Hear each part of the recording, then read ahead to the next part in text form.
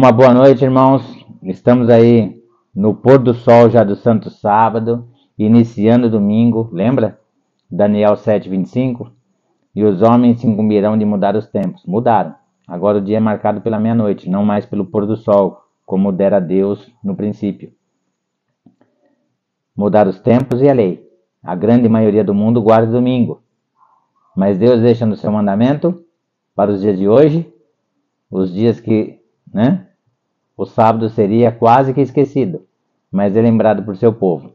Lembra-te do dia do sábado para o santificar. 6 dias trabalharás e farás toda a tua obra, mas o sétimo dia é o sábado do Senhor teu Deus. Não trabalharás nem tu, nem teu filho, nem tua filha, nem o teu servo, nem a tua serva, nem o teu animal. O animal também entra nesse descanso de contemplação, de sentir a comunhão intensa com Deus no Santo Sábado. E nem o forasteiro das suas portas para dentro, ou seja, uma visita dentro da sua casa, quer ali te ajudar e lavar a louça no sábado. Não, esse dia nós tiramos especialmente para passar intensamente com Deus. Só depois do pôr do sol do Santo Sábado é que vamos cuidar dessas coisas corriqueiras do dia a dia de nossas vidas. Porque em 6 dias fez o Senhor os céus, a terra, o mar e tudo o que neles há. E ao sétimo dia descansou, portanto, abençoando o dia de sábado e o santificando. 3 bênçãos. O descanso, depois do pecado o homem se cansaria, necessitaria de um descanso. E especialmente um dia para se tirar para Deus, para passar intensamente com Deus.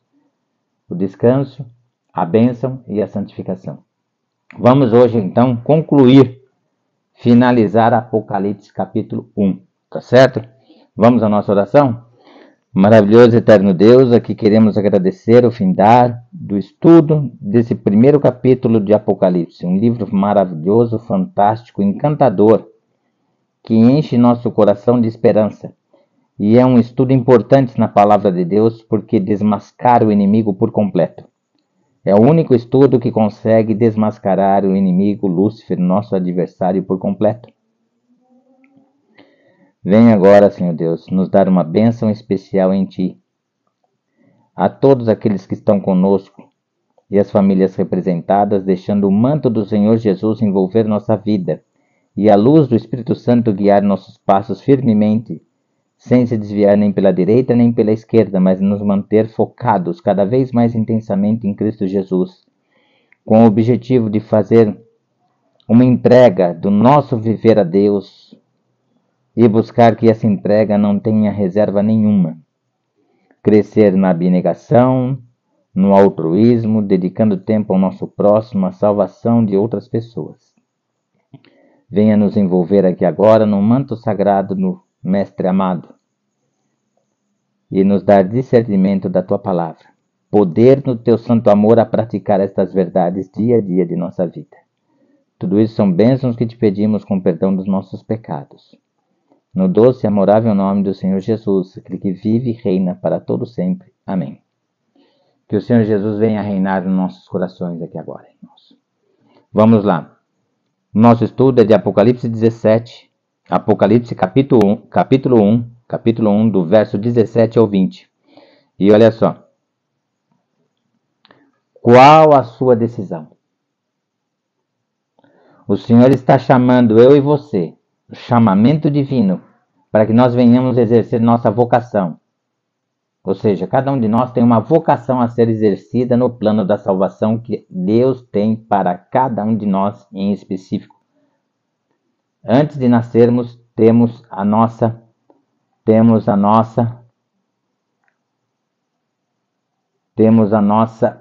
vocação, ou seja, aquilo que podemos fazer para Deus e para o nosso próximo. Entregar folheto bíblico, cantar na igreja, enfim, exercer o nosso ministério que Deus nos dá como exercício da nossa vocação, que vamos descobrir com Deus. Em comunhão com Ele, nós vamos descobrir qual é a nossa vocação. Qual a sua decisão? O Senhor está esperando você. O Senhor está esperando por mim e por você. Amém. Ele é paciente, longânimo. Mas nós não devemos tardar a nossa decisão. Tomá-la em oração, para aqueles que jejuam, melhor ainda, tomar a nossa decisão o quanto antes, aproveitando que a porta da graça está aberta. Buscai o Senhor enquanto se pode achar, diz a palavra. Então vamos lá. Apocalipse capítulo 1, do verso 17 em diante. Diz assim, olha lá. Quando o vi, caí a seus pés, como morto. Ou seja, o profeta fica como morto. Ele desmaia, ele perde os sentidos, como está lá no livro de Daniel. Daniel falou que perdeu os sentidos. O que é isso? É como morto, como diz o apóstolo João aqui, como morto, desmaiado. Quem não deixa a pessoa desmaiar por completo, mas reaviva ela a cada segundo ali, a mantém viva e com os sentidos despertados, é o Espírito Santo. Olha só. Quando eu vi, ou seja, João viu o Senhor Jesus ali, né, em glorificação, em glória, não é, no seu estado glorioso, ele teve essa visão. Quando eu vi, caí a seus pés como morto. Porém, ele pôs sobre mim a mão direita. Olha lá, a mão direita. Como quem disse, eu sou a destra fiel de sua vida. Não temas, eu sou contigo. Olha lá, a mão direita. Essa mão direita tem significado, tá, irmãos? Dizendo, não temas, eu sou o primeiro e o último. Ou seja, eu sou o eterno, aquele que sempre existiu. Miqueias 5, verso 2. E tu, Belém Efrata, posta entre pequeninas de Judá, de ti me sairá o que será Senhor em Israel, cujas origens, ou seja, origem e começo, cujas origens são desde os tempos antigos, desde os dias da eternidade. Ou seja, ele é o eterno. Ele assumiu uma forma que não é dele, porém agora permanece sempre com ele. Ele assumiu uma forma que não é dele, a forma de filho. Por quê? Porque ele sempre existiu. Quando ele deixa de existir no trono da graça, à destra do trono da majestade, o Pai, ele passa a existir no ventre de Maria. Lembra Isaías 9, verso 6? Um menino se nos nasceu, e o principado está sobre os seus ombros. Lembra? Maravilhoso conselheiro, Deus forte, príncipe da paz. Lembra lá? Isaías 9, verso 6? Então é isso aí. Tá certo? Olha lá. Não temas, eu sou o primeiro e o último. No sentido de morto já comentamos, né? São sintomas que um profeta tem. O inimigo, o maligno, Lúcifer, não consegue imitar esse tipo de coisa, tá? Só Deus. São atributos incomunicáveis de Deus. Quais são os atributos incomunicáveis de Deus?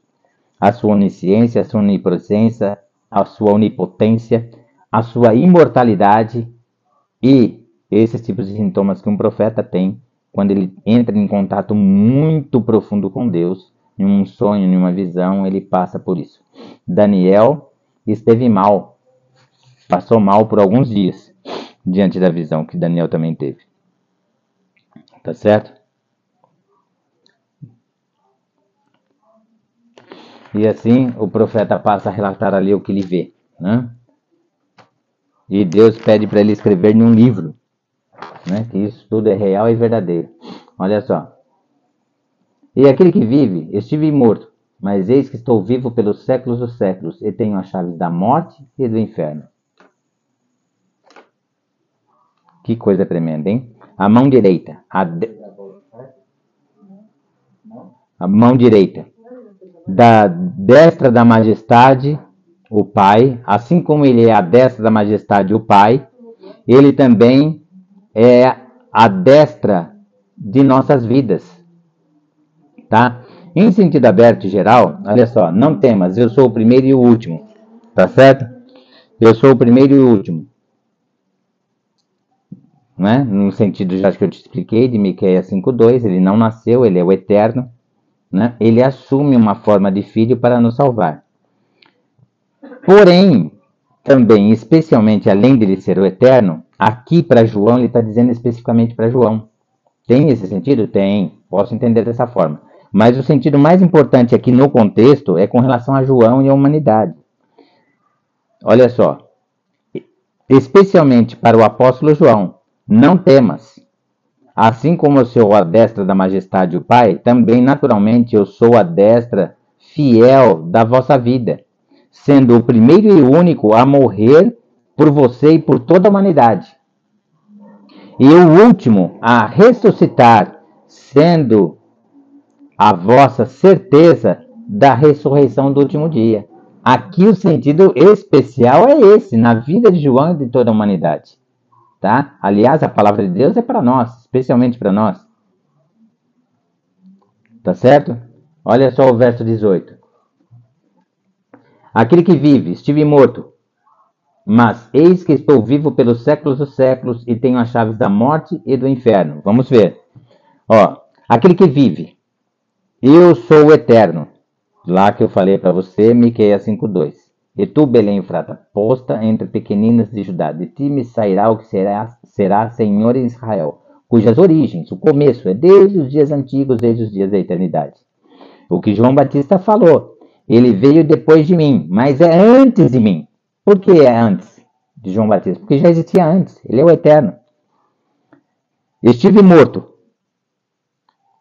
Como que ele esteve morto? Ele esteve morto em decorrência da missão dele. Ele veio para resgatar o universo caído, entregar ao Pai, e o Pai vai entregar a ele o reino prometido, o reino da glória. E por isso ele esteve morto, para aniquilar a segunda morte, a morte da condenação eterna, a qual eu e você não precisamos passar por ela. Ele pegou a nossa morte, a morte da condenação eterna, colocou os pecados sobre si, morreu pelos nossos pecados, para nos dar a vida dele, a eternidade dele, para mim e para você, a vida eterna. Nos dá direito novamente em Cristo Jesus, no seu sangue, da vida eterna. Por isso que Efésios capítulo 1, verso 5 fala que nós somos filhos por adoção no sangue de Cristo Jesus. E na volta dele seremos filhos genuínos, porque ele dá o toque final da nossa santificação, retirando de nós o pecado. Aí teremos plenitude de espírito como os anjos, conheceremos somente o bem, o mal não conheceremos mais. E Isaías fala que a alegria será eterna, devido à missão de nos resgatar, libertar e salvar o universo caído em pecado. E Hebreus 4, do 9 ao 11, vamos lá? Hebreus 4, do 9 ao 11, diz porque Jesus não ressuscitou no sábado. Tá certo? Olha só lá. Do 9 ao 11. Hebreus 4, do 9 ao 11. Portanto, resta um repouso para o povo de Deus. O santo sábado, que está na sua lei. Que não é o caráter de Deus, mas é reflexo da perfeição do caráter divino. Porque aquele que entrou no descanso de Deus, também ele mesmo descansou das suas obras. Ou seja, aquele que entrou no descanso de Deus, quem entrou no descanso de Deus? O Senhor Jesus. Olha lá. Também ele mesmo descansou das suas obras, descansou da sua missão terrível, dura, como Deus das suas. Como Deus das suas. O que é isso, como Deus das suas? Ora, como Deus das suas obras, da obra da criação, no princípio.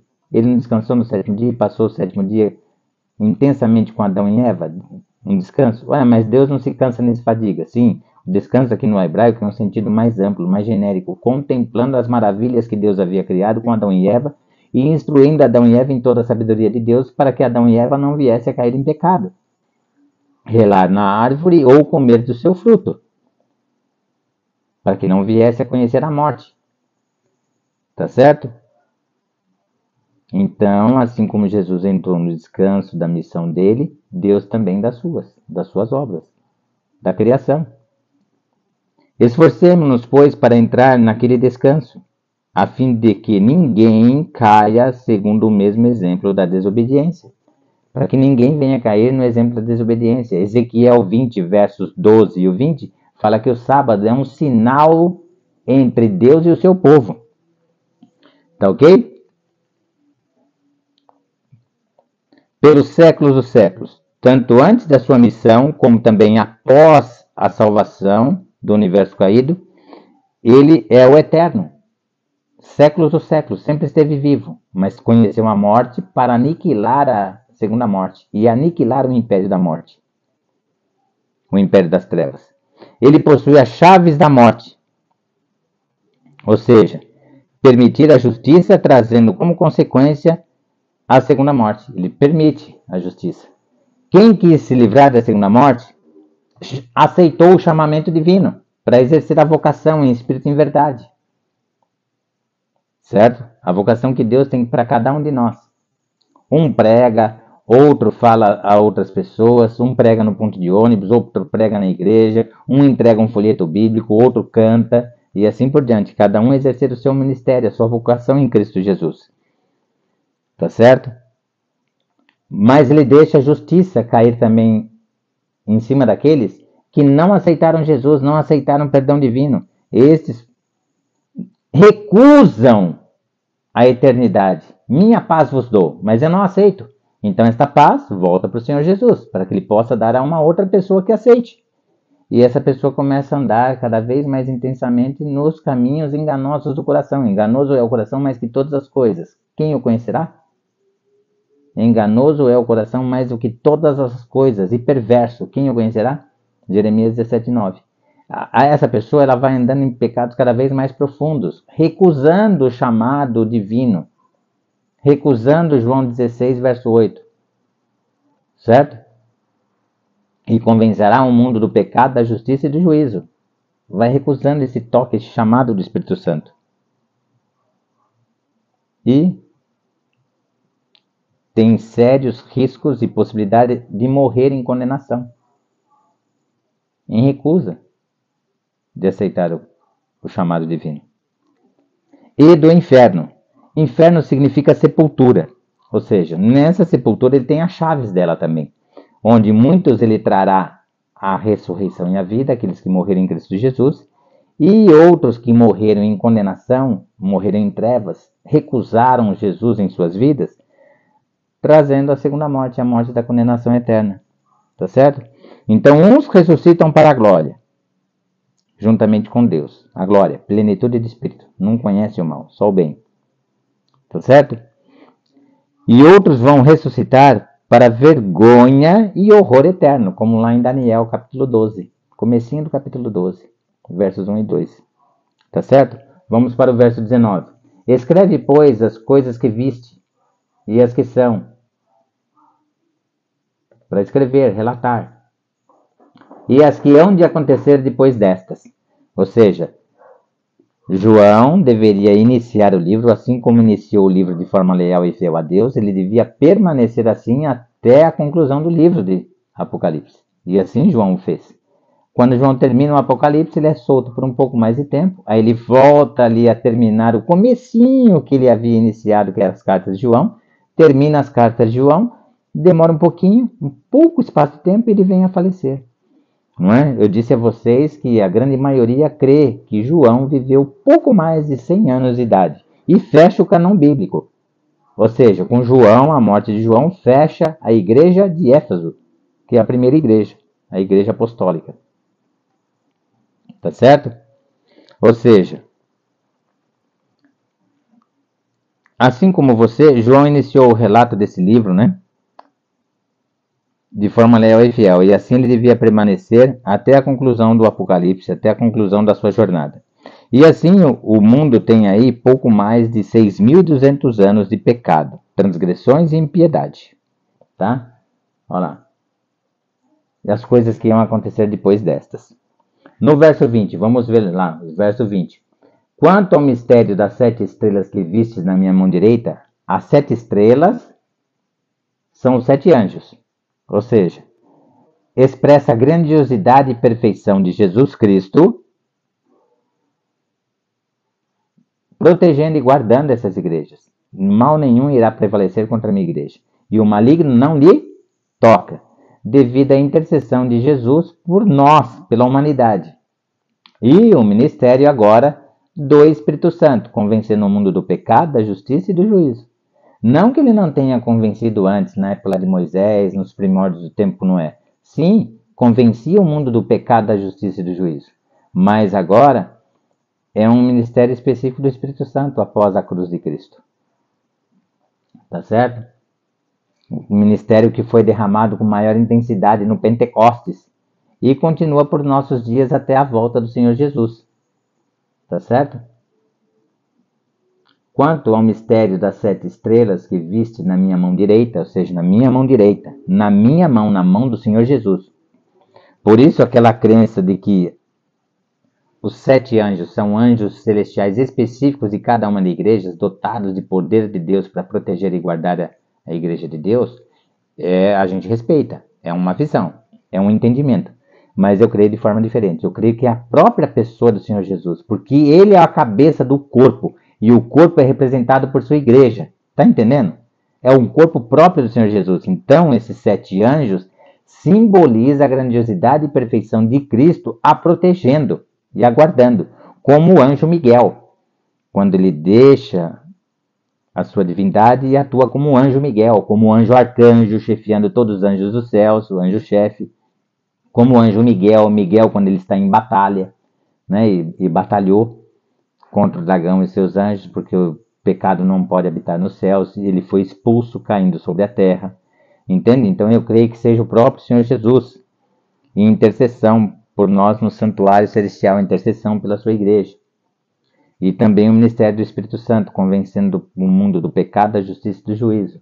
Olha lá. Quanto ao mistério das 7 estrelas que viste na minha mão direita, ou seja, está na mão direita de Jesus. Jesus não pode manter na sua mão direita um anjo. E literalmente ainda 7 anjos que pertencem à igreja. Entende?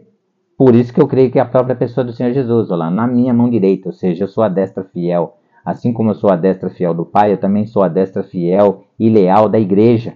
E vou a manter em pé até a minha breve volta, quando ali a tomam por esposa. A igreja é a esposa do Senhor Jesus.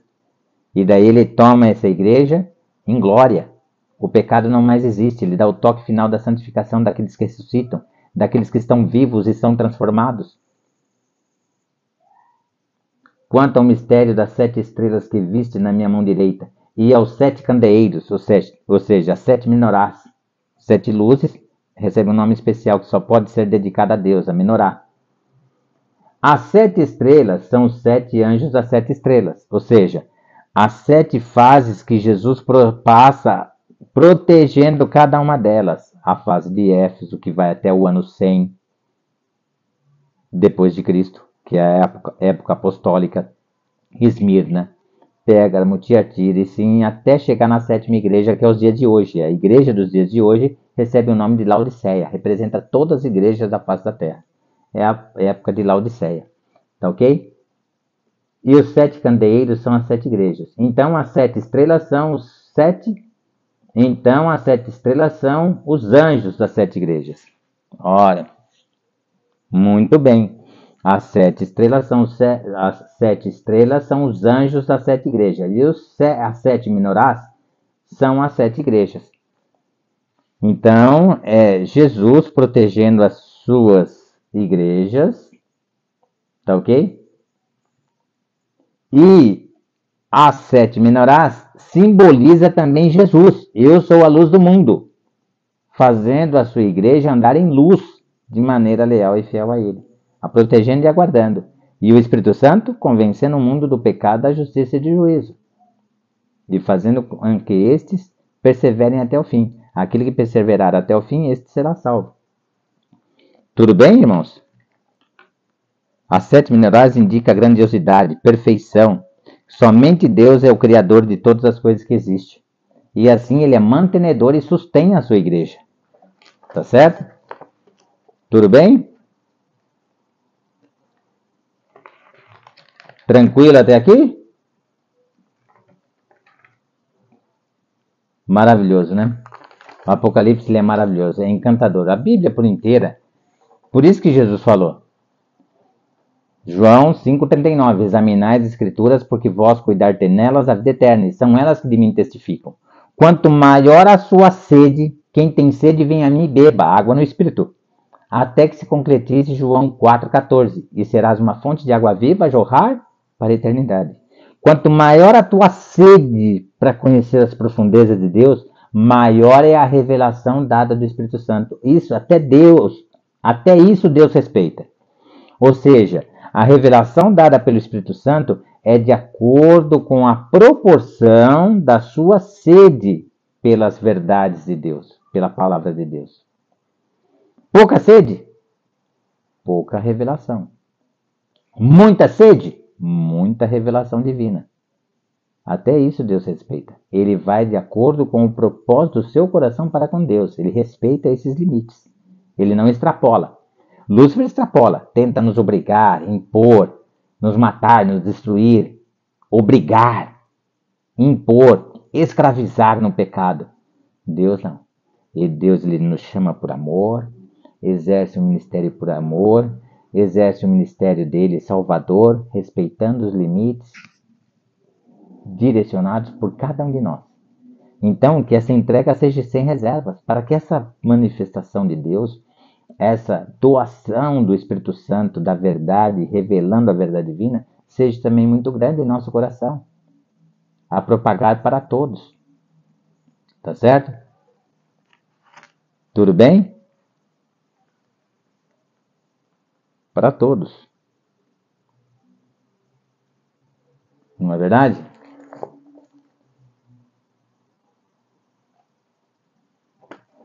Irmãos, é tremendo, né? É maravilhoso.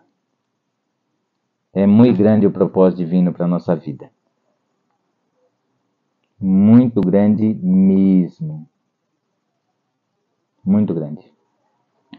E o meu desejo, a minha oração para você, meu querido irmão, a você, minha irmã, a toda a vossa família, a todos aqueles conhecidos que você pode compartilhar essas verdades maravilhosas. O meu desejo está aqui, ó, em Filemão, verso 25. A graça do Senhor Jesus Cristo seja com o vosso espírito. Que a graça dele venha inundar a sua vida, como uma fonte de água viva a jorrar para a eternidade. E até o nosso próximo encontro, se o Senhor assim o permitir. Um beijão forte no espírito, no coração de cada um de vocês. E que Deus venha reinar em nós, em nosso coração, mente e alma. Amém.